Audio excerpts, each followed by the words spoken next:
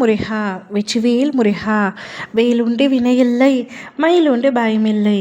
என் அன்பு தங்கமே, இதற்கு மேலும் உன்னவரை பிரிந்து உன்னால் இருக்க முடியவில்லையா? அந்த வழிகளை அனுபவிக்க முடியவில்லையா? இதை முழுமையாக கேள் தங்கமே. நிச்சயம் உனக்கு நான் நல்லதை நடத்தி கொடுக்கின்றேன். உயிருக்கு உயிராக, உறவுக்கு உறவாக வாழ்ந்தால் அவரோடு தான் வாழ்வேன் என்று அனைவரையும் எதிர்த்து திருமணம் செய்து கொண்டாய். ஆனால் சிறிது நாட்களிலேயே கருத்து வேறுபாடு வந்துவிட்டது. பணப்பிரச்சனை ஒரு பக்கம், மனப்பிரச்சனை ஒரு பக்கம், சண்டை சச்சரவு என பல விதத்திலும் உங்கள் இருவருக்குள்ளும் ஒற்றுமையான வாழ்க்கை இல்லாமல் இப்பொழுது மனக்கசப்போடு பிரிந்து இருக்கின்றீர்கள். எவ்வளவு மனக்கசப்பு இருந்தாலும் அவர் இல்லாமல் உன்னால் வாழ முடியாது.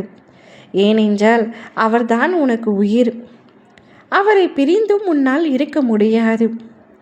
உங்களுடைய இந்த சண்டையை சாதகமாக பயன்படுத்தி கொண்ட இரு வீட்டாரும் உன்னை அவரிடமிருந்து பிரித்து அழைத்து வந்து விட்டார்கள். இப்பொழுது அவரை பிரிந்து உன்னால் இருக்க முடியவில்லை. அவருடன் பேசலாம் என்று நீ நினைத்தால் உன் வீட்டார் விடுவதில்லை. என்ன செய்வது என்று தெரியாமல் கதறி அழுது கொண்டிருக்கின்றாய். அழுகாதே தங்கமே. உன்னுடைய வாழ்க்கையில் அவர்தான் உனக்கு என்று கடவுளால் எழுதப்பட்டு இணைக்கப்பட்டு விட்டார்கள். இருந்தும் சில மனிதர்களின் சூழ்ச்சியாலும் சில சூழ்நிலையாலும் இருவரும் பிரிந்து உள்ளீர்களே தவிர ஒரு நொடி கூட மறந்து இருப்பதில்லை என்று எனக்கு நன்றாக தெரியும். ஏனோ உன்னவரை உன் வீட்டிற்கு பிடிக்கவில்லை. அவரே உன்னை தேடி வந்தால் கூட அவரை நிராகரிக்கும்படியே பேசுகின்றார்கள். அதனால் மனமுடைந்த அவரோ இப்பொழுது உன்னை தேடி வருவதையும் சற்று நிறுத்தி கொண்டார்.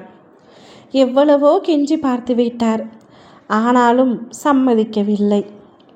அதனால் இப்பொழுது வருகையும் குறைத்து கொண்டு பேசுவதையும் குறைத்து கொண்டார்.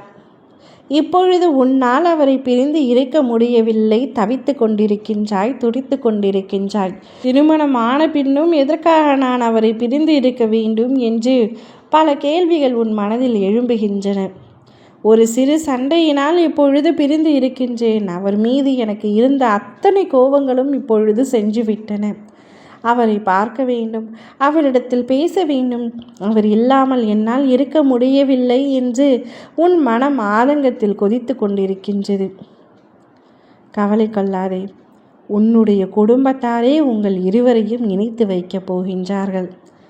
நீ யாரையும் இனி இழந்து தவிக்கும் நிலைமை வராது.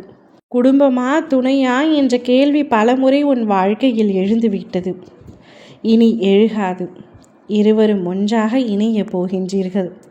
இரு வீட்டார் சம்மதத்துடனும் ஒன்றாக இணைந்து நல்லறத்தை தொடங்க போகின்றீர்கள். உங்கள் இல்லறம் நல்லறமாக அமைய போகின்றது.